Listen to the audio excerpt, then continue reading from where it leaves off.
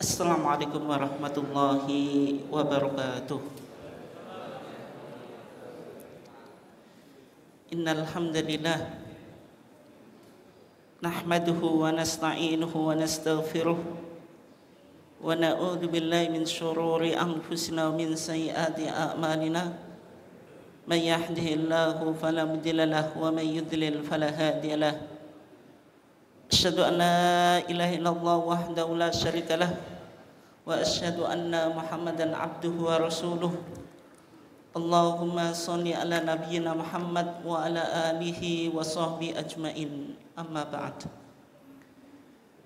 Jamaah kajian Tarjih Serius RSA Bojonegoro yang dimuliakan Allah.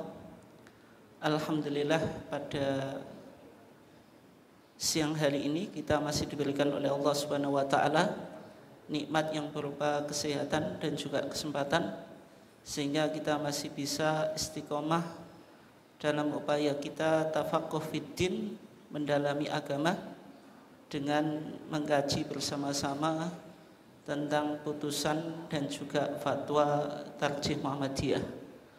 Salawat dan salam semoga senantiasa terlimpahkan kepada uswah kita Nabiullah Muhammad sallallahu alaihi wasallam, keluarganya, sahabatnya, dan seluruh orang yang mengikuti sunnahnya sampai hari kiamat. Bapak dan Ibu sekalian, jamaah kajian ketarjian RSA Bojonegoro yang dimuliakan Allah, insyaallah pada kali ini kita akan mengangkat tentang topik yang berkaitan dengan fikih darurat. Fikih darurat. Dan nanti secara khusus kita akan coba lihat beberapa fatwa di dalam majelis tarjih yang berkaitan dengan fikih darurat dalam dunia medis. Masih ada hubungannya dengan apa? Dunia medis. Bapak dan Ibu sekalian yang dimuliakan Allah,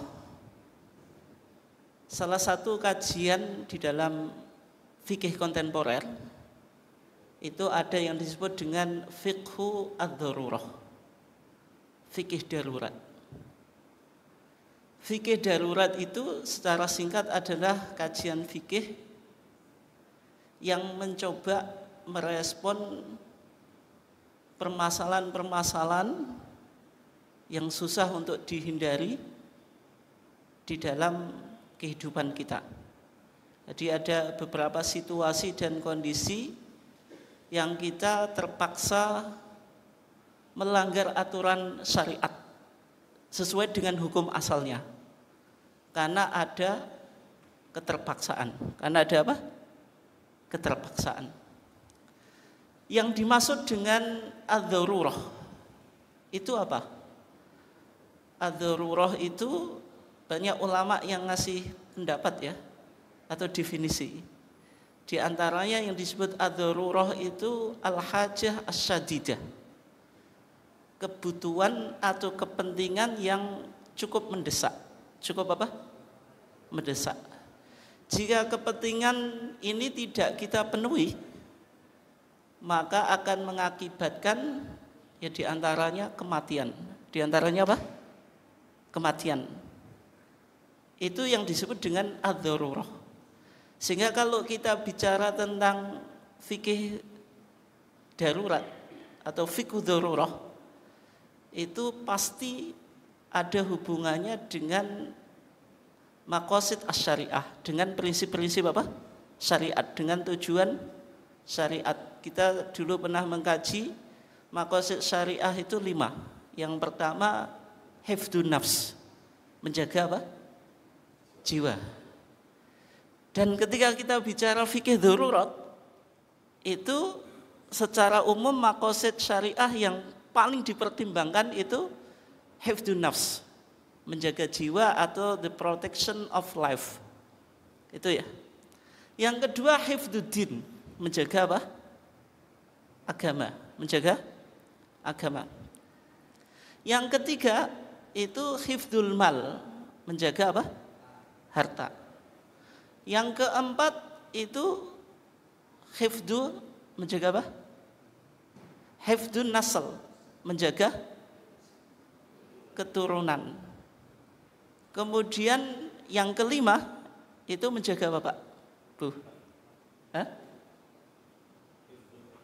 Hifdzul akal, the protection of intellect, menjaga apa? Akal. Misalnya jenengan jawab sesuai dengan maqasid syariahnya ya. Mencuri kenapa itu dilarang? Karena syariat ingin menjaga apa? Menjaga harta, hifdzul mal. Zina kenapa kok dilarang? Karena syariat ingin apa? Menjaga apa? Menjaga keturunan, hifdzun nasl. Mabuk kenapa kok haram? Karena syariat ingin menjaga apa? Akal. Terus jihad kenapa kok disyariatkan? Padahal orang melakukan jihad dalam konteks perang itu kemungkinannya cuma dua. Kalau tidak terbunuh, mendolimi diri sendiri, membunuh orang lain, mendolimi orang apa? Lain. Tapi kenapa kok disyariatkan dalam Islam? Tentu jihad yang sesuai dengan syarat Pak, bukan jihad yang dilakukan oleh beberapa kelompok ekstremis atau teroris itu ya. Itu syariat ingin menjaga Bapak, Bu. Kok menjaga jiwa, potensi mati kok. Ya kan? Yaitu hifdzuddin, menjaga apa?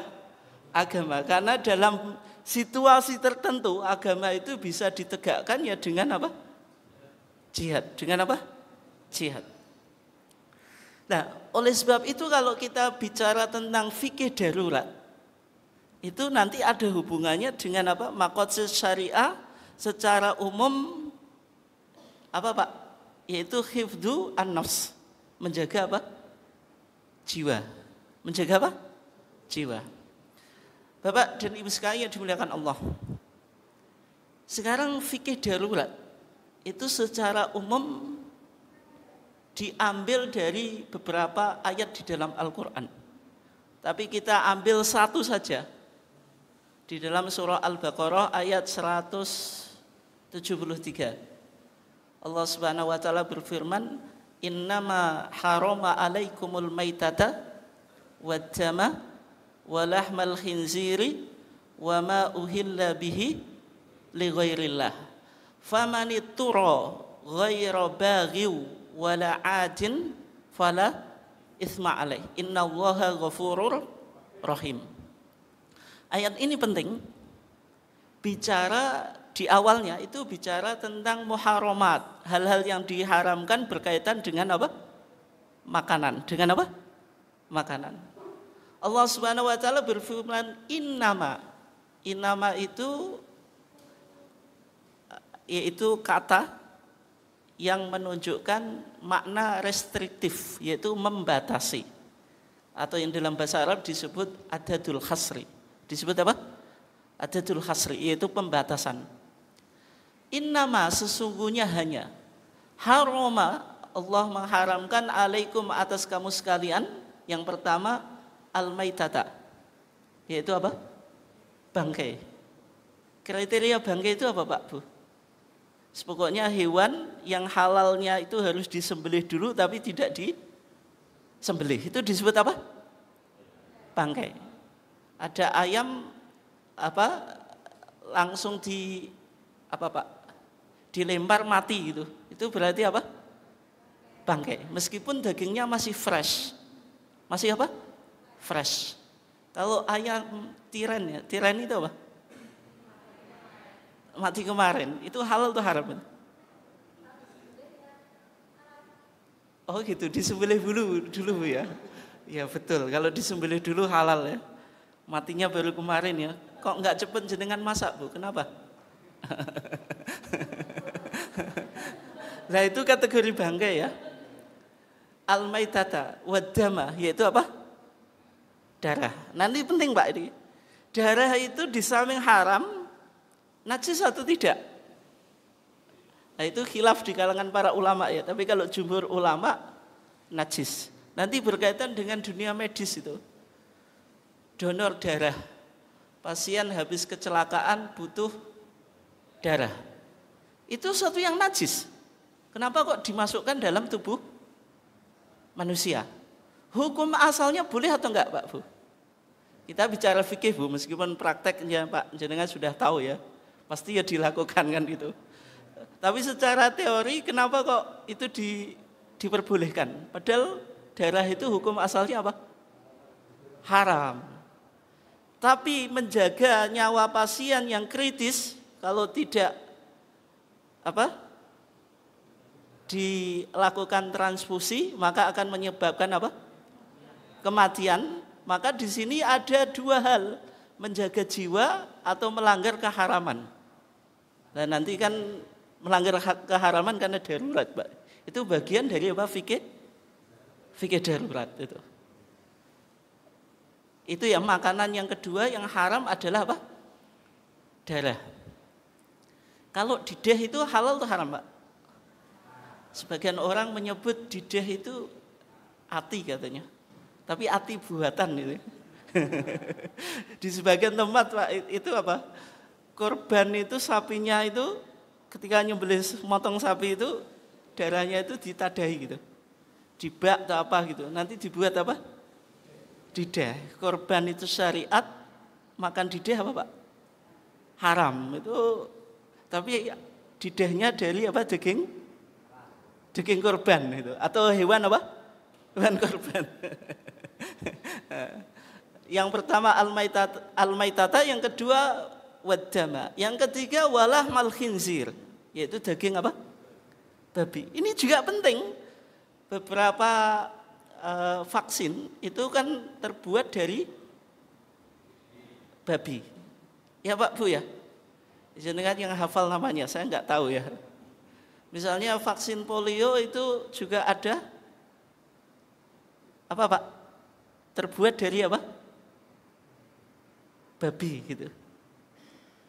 Nah itu halal atau haram? Kan nanti menariknya di sini. Ternyata di beberapa hal yang berkaitan dengan isu kesehatan itu bahannya mengandung unsur babi. Padahal babi di ayat ini dikatakan haram. Kalau babi itu itu sebutannya B2 atau Pak? Iya Pak, ya. Kalau bekecot kan 02, kalau babi B2 ya. Hafal enggak apa-apa Kak. Ada kaidahnya Pak. Araftu asyarala lisyarihi walakin litawakihi. Saya tahu kejelekan bukan berarti mau melakukan. Coba selanjutnya wa man lam ya'rif asyara minal khairi yaqa'u fi. Seseorang yang tidak tahu kejelekan itu akan jatuh ke dalamnya. Jadi kita tahu kejelekan itu bukan berarti mau melakukannya gitu. Makanya kalau tahu 02 atau 02 itu bukan berarti nyoba ya. Kalau fatwa MUI bekecot itu haram karena mengikuti mazhab Syafi'i. Tapi kalau mazhab Maliki bekecot itu halal itu. Tapi kalau tarjih belum bicara tentang bekicot ya.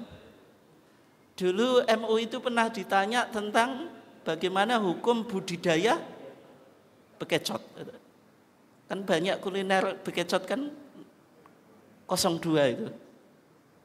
Rasanya juga enak ya kayak. Itu kenyal-kenyal kayaknya, kayak mirip dengan ampela gitu. Iya kan? Iya ini.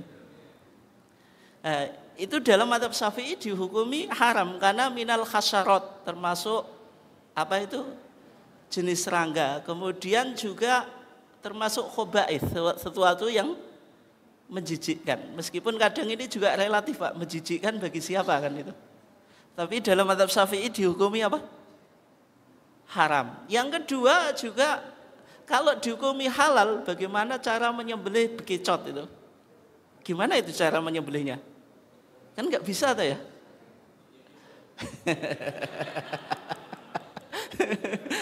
Tapi kalau mazhab Maliki yang penting dibunuh gitu.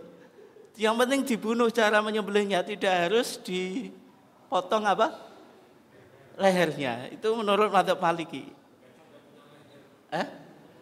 Punya atau enggak? Punya kayak ya.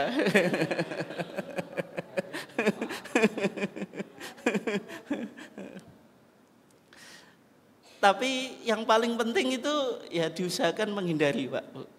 Meskipun orang yang suka bekecot dengan yang mengkonsumsi babi, jelas tingkat keharamannya tinggi apa? Tinggi babi, karena babi itu sudah tidak ada apa? Perdebatan. Tidak ada perdebatan di kalangan para ulama. Semuanya sepakat kalau babi itu haram. Tapi kalau bekicot, ada yang menghalalkan, ada yang mengharamkan. Meskipun sebagai bentuk kehati-hatian kita apa? Hindari. Innama harama alaikumul maitata waddama walahmal khinzir wa ma uhilla bihi li ghairillah. Sesuatu yang disembelih bukan karena Allah. Oleh sebab itu dalam fatwa tarjih, hukum memakan sesajen itu dihukumi haram, Pak.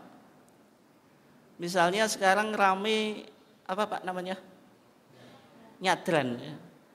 Di situ di antara sesajennya juga ayam panggang gitu. Ketika ayam panggang dibikin sesajen dinikmati, halal atau haram Mbak itu? Hah? Kalau untuk sesajen kan wa ma uhilla bihi li ghairillah. Itu. Berarti kalau makanan untuk sesajen itu haram. Tapi bagaimana kalau sesajennya itu buah-buahan atau telur gitu? Tidak perlu untuk disembelih. Halal atau haram, Pak? Hukum asalnya halal, tapi majelis tarjih menempuh sadu dzari'ah. Sadu dzari'ah itu apa? Tindakan preventif memblokade jalan yang menuju kerusakan. Dalam konteks ini apa, Pak? Kesyirikan. Ada dua kemaslahatan perut, yang kedua kemaslahatan akidah. Maka diprioritaskan apa? Kemaslahatan akidah. Meskipun itu bukan hewan yang butuh disembelih, kalau bisa tetap apa? Dihindari. Itu fatwa majelis tarjih kayak gitu ya. Meskipun kalau saya masih kecil itu dulu ada orang wiwit Pak itu di sawah itu. Itu kan di pojokannya kan pakai telur ya. Kalau kita ke sawah itu tahu telur ya diambil itu. Kalau telur kan nggak usah apa? Sembelih gitu.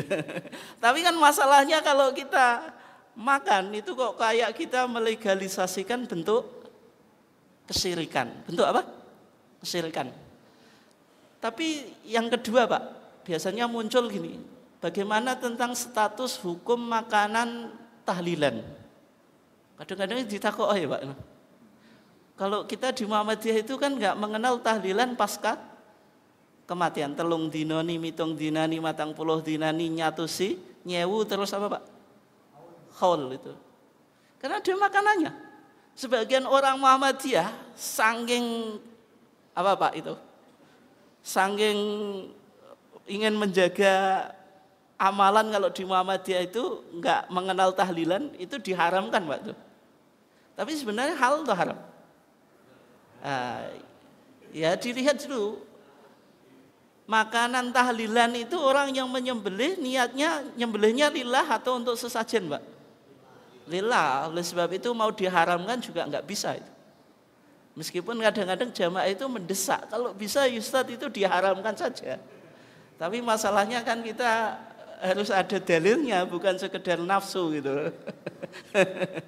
Beda kalau misalnya sesajen untuk orang yang meninggal ya. Ini ada fatwanya di tarjih. Misalnya orang yang meninggal itu di kamarnya itu dikasih makanan yang ia sukai. Dulu misalnya semasa hidupnya suka bakso gitu, masa dikasih bakso ya? Ya umumnya ayam panggang Bu misalnya. Ayam panggang gitu ya. Dijadikan sesajen, ditaruh di kamarnya, nanti pagi dicek gitu. Berkurang atau tidak itu ayam panggangnya. Ternyata kepalanya hilang Pak. Itu dimakan orang yang meninggal atau dimakan siapa itu? Yang hidup ya. Tapi nggak boleh Pak, kata tarjih itu nggak boleh. Karena sesajen untuk orang yang meninggal nggak boleh dimakan. Ya karena ketika menyembelih itu niatnya itu untuk bayi atau bu'e atau pa'e yang sudah meninggal. Itu wa ma uhilla bihi li ghairillah. Monggo Pak. Ya, kalau sembelihan umum kan ya ya belinya kan di pasar ya. Tapi lebih baik dihindari, Pak. Karena tadi prinsip sadu apa? Dzari'ah. Sadu dzari'ah itu tindakan preventif. Sesuatu yang sebenarnya halal, tetapi dampaknya apa, Pak? Dampaknya besar. Yaitu menghukumi makanan itu halal menjadi haram, itu enggak boleh, Pak, itu. Tetapi ketika itu dibiarkan berdampak kepada kesyirikan, maka suatu yang halal bisa dihukumi apa? Haram. Oke, selanjutnya ini yang paling penting. Kita sudah masuk topik kita. Famaniturra ghaira baghin. Siapa yang dalam keadaan situasi yang terpaksa. Ghaira baghin. Tidak melakukan aniaya. Maksudnya apa? Kalau dalam tafsirnya Al-Imam Asy-Syaukani ghaira baghin, yaitu Fathul Qadir ya. Itu maksudnya dia la ya'kulu fauqa hajatihi. Dia tidak makan melebihi kebutuhannya. Wala adin, dan tidak melampaui batas. Fala itsma alaih, maka tidak ada dosa baginya. Innallaha ghafurur rahim. Kenapa kok di sini pakai ghafur gitu? Ghafur itu maha apa, Pak, Bu? Maha apa? Pengampun. Sesuatu yang sebenarnya haram, tapi karena keadaan terpaksa menjadi apa? Halal, maka itulah sifat Allah, yaitu ghafur, yaitu mengampuni atau memaafkan. Rahim, Allah maha apa? Pengasih atau penyayang, Pak? Nah, itu kan ada hubungannya dengan apa?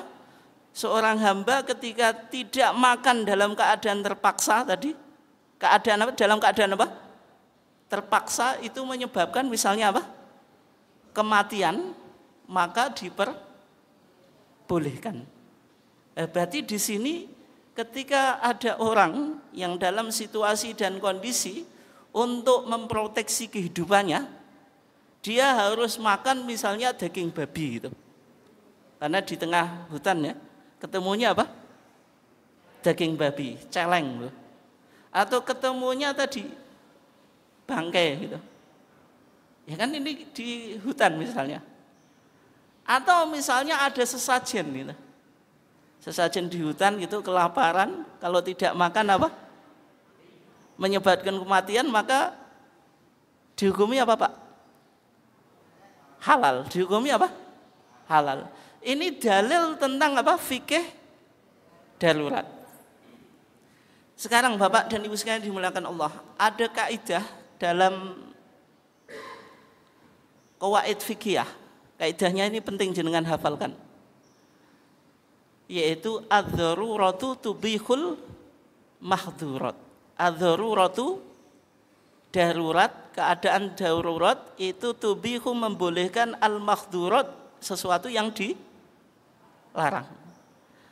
Kaidah ini itu kaidah cabang, kaidah pokoknya itu diperdebatkan di kalangan para ulama. Ada yang memasukkan dalam kaidah la dzarara wa la dzirar.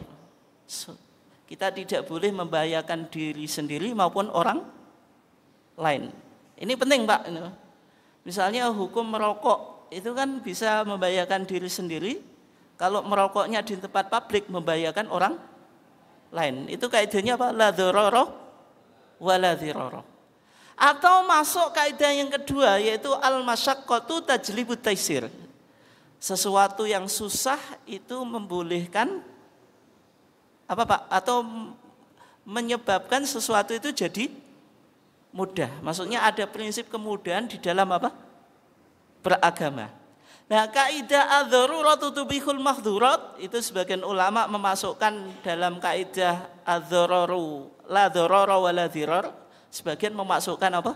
Al-masyaqqatu tajlibut taisir. Itu ya, itu adz-dzaruratu tubihul mahdzurat. Contohnya tadi dalam ayat Al-Qur'an tadi, kalau orang terpaksa mengkonsumsi makanan-makanan yang dilarang, maka sesuatu yang haram menjadi apa, Pak? Menjadi apa, Pak, Bu? halal atau boleh. Yang kedua ini kaidah kita sebelum saya kasih contoh aplikasi ya. Yaitu ad-daruratu tuqaddar biqadariha. Darurah itu dilakukan sesuai dengan kebutuhan. Sesuai dengan apa? Kebutuhan.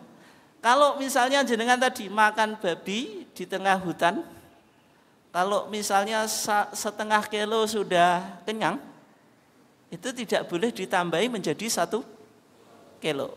Atau misalnya bawa untuk perbekalan nanti gitu. Meskipun sudah mendapatkan makanan yang lain, tetap dimakan. Itu tidak boleh. Bisa dipahami Pak Bu ya? Nah, terus sekarang darurat itu dalam apa saja? Gitu. Bisa berkaitan dengan makanan, bisa dengan obat-obatan. Nah, ini di dunia jenengan ya. Bisa juga karena sakit. Kemudian apa lagi? Pokoknya banyak lah untuk menjaga kehidupan dan seterusnya. Gitu. Kita sekarang ambil salah satu aplikasi dari kaidah itu, Pak Bu. Ini fatwa yang mudah dulu ya. Dulu di masa COVID-19, di masa apa? COVID-19. Itu Majelis Tarjih pernah mengeluarkan fatwa bahwasanya sholat jamaah itu tidak perlu di masjid. Padahal hukum sholat jamaah kan jelas kan? Hukumnya ada yang mengatakan fardu kifayah, ada yang mengatakan sunnah muakkadah. Sholat sendirian dengan sholat berjamaah itu perbandingannya berapa Pak? 1:27. Tapi Majelis Tarjih menganjurkan warga Muhammadiyah untuk sholat di rumah. Bahkan Jumatan ketika tidak mungkin dilakukan di masjid, karena dalam dunia medis mengatakan harus ada physical distancing. Dulu dari social distancing berubah menjadi apa? Physical distancing. Kalau social distancing kok penjarakan sosial yang konotasinya negatif, sehingga dirubah menjadi apa? Physical distancing. Nah, karena itu berpotensi orang pergi ke masjid kalau enggak terkapar virus yang menyebarkan virus, maka ketika sholat Jumat tidak bisa dilakukan di masjid, boleh di rumah. Ini contohnya ya. Ini contoh yang paling mudah berkaitan dengan fatwa COVID-19. Berikutnya Pak Bu, jenengan ini saya bicara ilmiah loh, Misalnya ini berkaitan dengan dunia medis ya. Ada dokter kandungan. Dokter kandungan itu harus perempuan atau boleh laki-laki Pak Bu? Jawab. Enggak, maksudnya yang menempuh spesialis dokter kandungan gitu. Syaratnya apakah harus perempuan atau juga boleh laki-laki Pak? Boleh laki-laki tak ya? Oleh sebab itu ada atau enggak dokter kandungan, spesialis kandungan laki-laki? Ada. Objeknya laki-laki atau perempuan?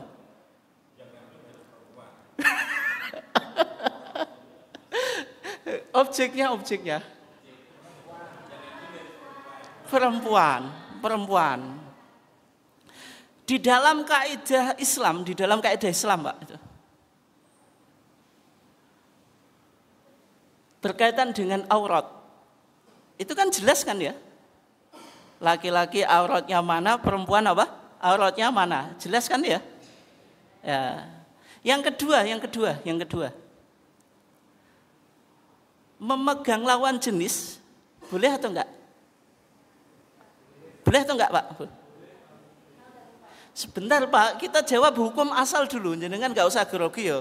Enggak usah tersinggung. Oh, di sini ada dokter spesialis kandungan laki-laki. Enggak apa-apa. Kita ngomong dulu ya. Boleh atau enggak? Tidak boleh. Terus seorang dokter menangani pasien sendirian berduaan, boleh atau enggak? Hukum asal, saya ngomong hukum asal, boleh atau enggak? Tidak boleh. Berarti ada beberapa aturan syariat yang terlanggar, Pak ya. Betul atau enggak? Betul. Nah sekarang, adakah ini menjadi situasi yang disebut dengan situasi apa? Darurat. Bisa atau enggak? Bisa atau enggak Pak Bu?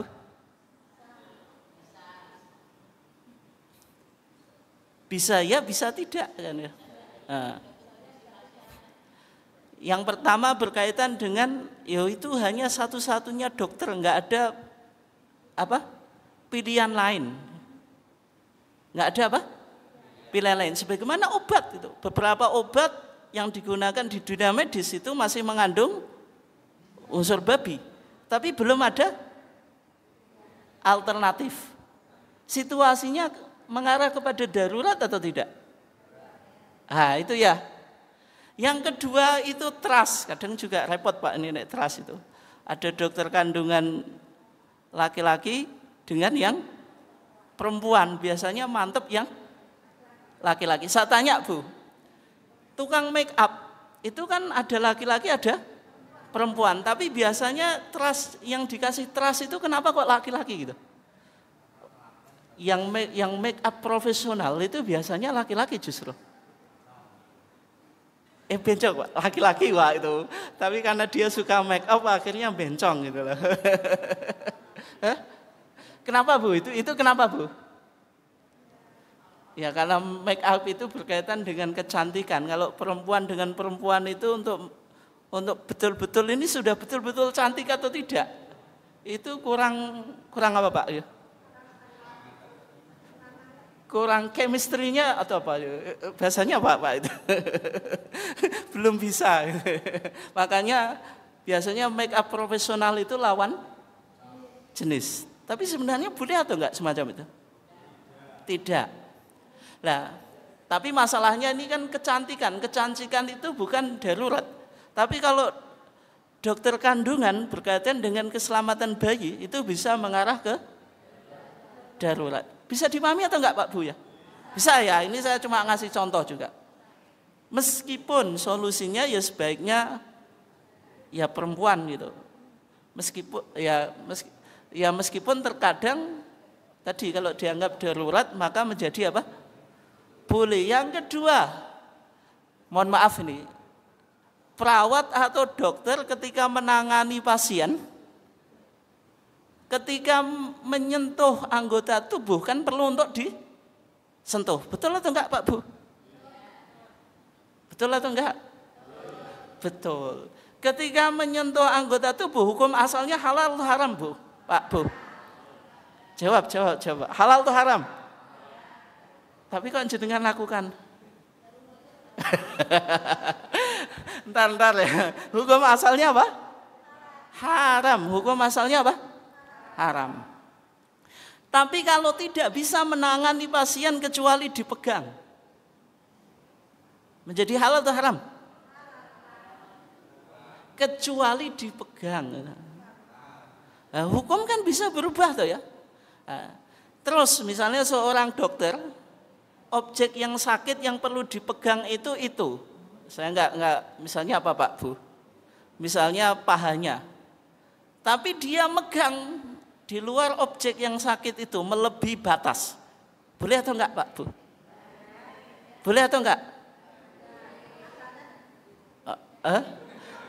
Misalnya perutnya yang sakit kemudian melebihi batas. Di atas perut ibunya sih jawab.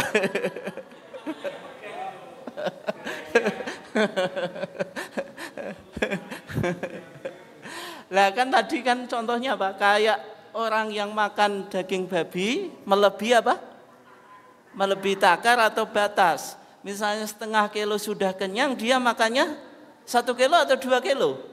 Maka itu tidak boleh. Berlaku kaidah apa? Ad-dzaruratu tuqaddar biqadariha.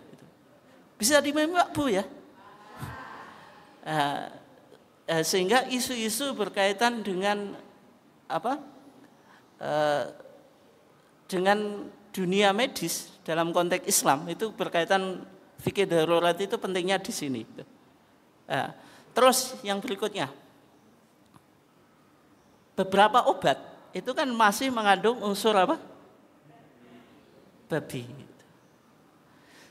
Ketika pasien itu harus diterapi dengan obat tertentu yang sampai saat ini belum ada alternatifnya kecuali menggunakan obat yang mengandung unsur babi tadi.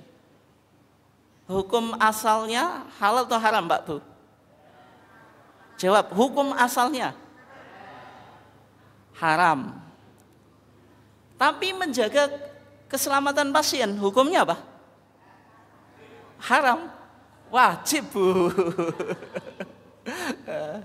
Nah, melanggar keharaman dengan menjaga apa tadi? Nyawa, mana yang lebih didahulukan? Menjaga apa? Menjaga nyawa. Sehingga obat tersebut boleh dipakai selama belum ada apa? Alternatif. Tapi harus ada usaha tadi memunculkan apa? Alternatif. Bisa dipahami Pak Bu ya? Nah, sebagaimana tadi juga tentang donor darah atau transfusi darah ya. Hukum asalnya hukum darah itu najis, maka sesuatu yang najis tidak boleh dimasukkan dalam tubuh manusia. Tapi seorang pasien ketika tidak dilakukan transfusi darah, maka akan menyebabkan apa? Kematian, maka menjaga nyawa lebih diprioritaskan daripada apa Pak? Tadi melanggar aturan agama bahwasanya hukum darah itu apa? Najis, tidak boleh dimasukkan ke dalam apa? Tubuh. Itu ya. Mungkin itu saja contohnya. Ini ada pertanyaan atau enggak nih? Soalnya 12:30 sebagian sudah keluar ya. Tapi kira-kira paham atau enggak Pak Bu ya? Paham yo? Jangan sampai salah tafsir loh. Tadi Ustaz Uthman ngomong enggak seolah-olah apa beberapa Oke, ada pertanyaan atau enggak nih?